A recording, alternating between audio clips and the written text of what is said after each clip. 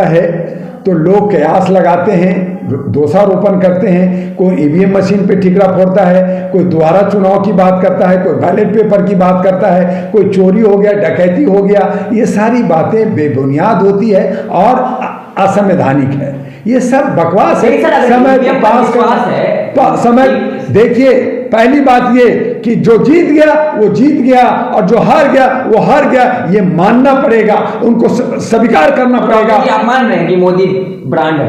Brand है, इस वक्त ब्रांड है। उसने जो कहा वो किया। वो एक ट्रक पे चल रहा है, मैं हारूं या जीतूं, एक ट्रक पे चल रहा है, हिंदुत्व का लेके चल रहा है। आप उस ट्रक को छोड़ के दूसरा ट्रक बनाइए, दूसरा रास्ता बनाइए। आप उसी के रास्ते पे जाओगे तो एक्सीडेंट होगा, और एक्सीडेंट हुआ।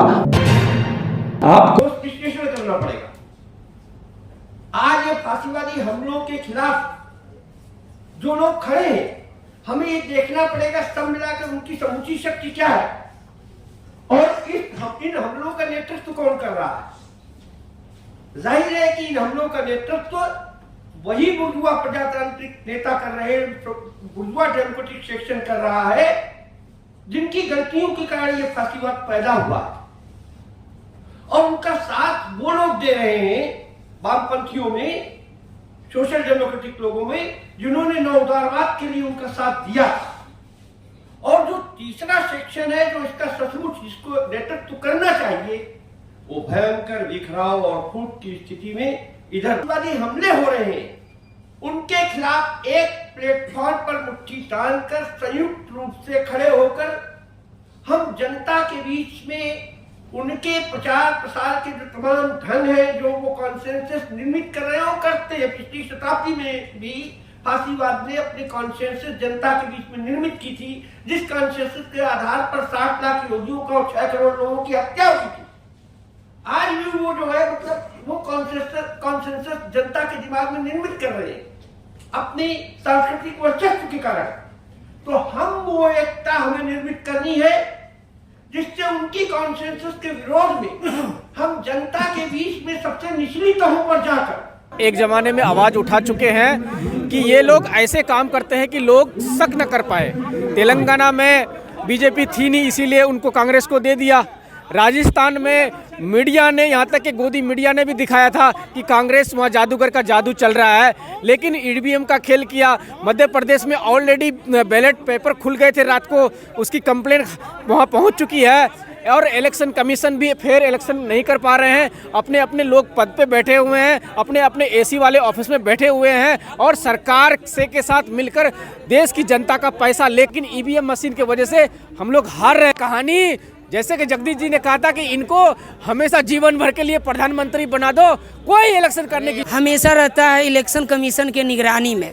तो बताइए ईवीएम पर कैसे कब्जा हो गया, वहाँ का ईवीएम का सील कैसे? अखिलेश यादव की बदौलत ही आप जो है लखनऊ से दिल्ली भागे भागे आ जाते हैं। वो हाईवे पर रोड बनाने का काम अखिलेश यादव ने किया है। वो आगरा का एक्सप्रेसवे देखते हैं, वो देन अखिलेश यादव की है। और आपकी सरकार के राज में हाथरस जैसी घटना हुई और आपने तो मिलने वाले विपक्ष के नेताओं के ऊपर लाठी और डंडे चलवाए, जो हाथरस में उस पीड़िता से मिलने के लिए उसके घर पर जा रहे थे। और आप बात करते हैं कारनामे की। कारनामे तो आपकी सरकार के इतने जबरदस्त हैं कि आपने लोगों के घर पर बुलडोजर चलाने का काम किया। मैं पूछना चाहता हूं कि आपके नेताओं की बिल्डिंगें जो बन रही हैं, उनमें कितनी बिल्डिंगों पर आपने बुलडोजर चलाए? आपने सिर्फ गरीब और मजलूम के ऊपर बुलडोजर चलवाने का काम किया।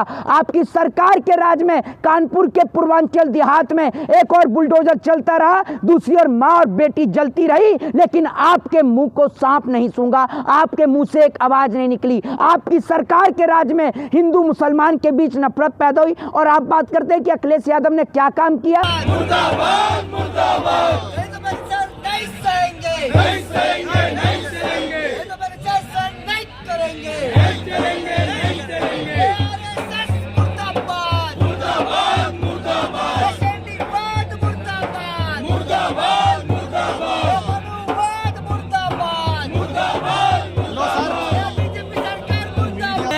और रोना नहीं, हम जगाते हैं, लोगों को बताते हैं कि भाई ये ईवीएम जो है जिन देशों ने बनाई है उन लोगों ने आज तक लागू नहीं की। अपने यहाँ बैलेट पेपर से चुनाव कराती है।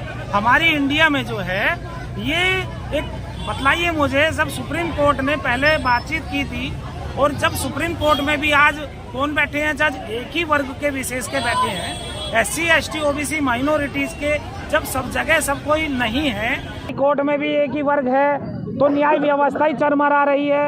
और जो चुनाव आयोग है वो भी इनकी कठपुतली है। आज जो राष्ट्रपति हमारे देश में इन्होंने नाम के लिए बना दी आदिवासी, लेकिन आदिवासियों पे सबसे ज्यादा अत्याचार हो रहे हैं। बिल्कुल सही बात है। हमारी बहन बेटियों के ऊपर वहाँ रात दिन अत्याचार बलात्कार करके मार दिया जा रहा है। कौन करवा रहा है? अरे दुश्मन करा रहा है जो सरकार में बैठा है। सरकार यदि चाहे तो 1 मिनट में सब कुछ सब खत्म हो जाता है। बीजेपी कोई वोट नहीं दिया है। EVM के अंदर हेरा फेरी करके ये सत्ता में आए हैं और इनका जालसाजी हम आज से नहीं है, 92 से 90 से इनको जानते हैं। इस देश के अंदर OBC के नाम से आई थी और OBC को तमाम जो हरामजादे OBC के लोग सुन रहे हैं, मैं चैलेंज के साथ कहता हूँ उनको ये बता दीजिए कि 4 राज्यों में हरामी हो, बेईमान हो। हाँ, मैं गाली दे के कह रहा हूँ, मैं कह रहा हूँ गाली दे करके कि आप अपनी विधानसभा की टिकटें बता दे और बिल्कुल एकदम से मजबूत है। लेकिन बीजेपी के खिलाफ हम पहले भी थे और आगे भी रहेंगे, ये दावे के साथ कहते हैं। हम अपने जीते जी इस देश के अंदर बीजेपी को जैसे कांग्रेस खत्म करिए, इसी तरीके से खत्म करके निकम्मे हो जो हत्यारे हो,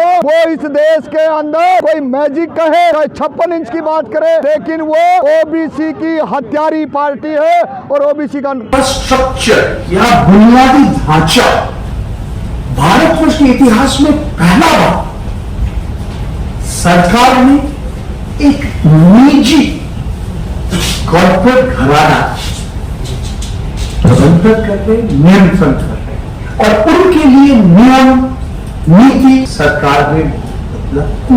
और यहां पे खत्म नहीं, तो उनके साथ जैसे मुंबई एयरपोर्ट का कहानी लंबा है, मगर मुंबई एयरपोर्ट में इससे पहले GVK ग्रुप क्यों अचानक अडानी जी को सब कुछ मिल गया, कर्ज दिया था रॉय राधिका रोज का, अचानक अडानी के हाथ में आ गया। कैसे?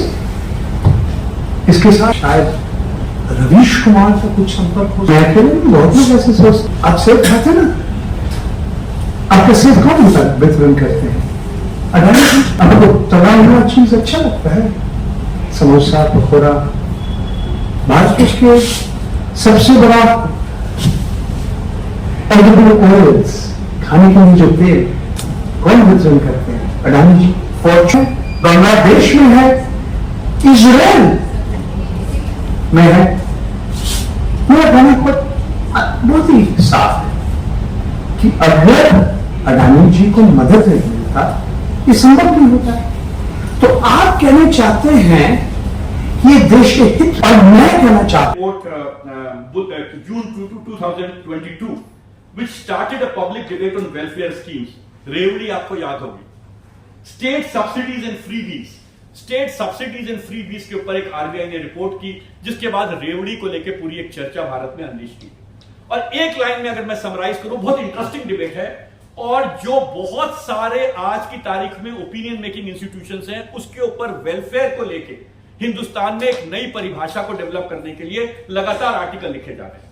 और वो क्या परिभाषा है कि वेलफेयर जो है वो एंटाइटलमेंट और राइट से नहीं जुड़ा हुआ है।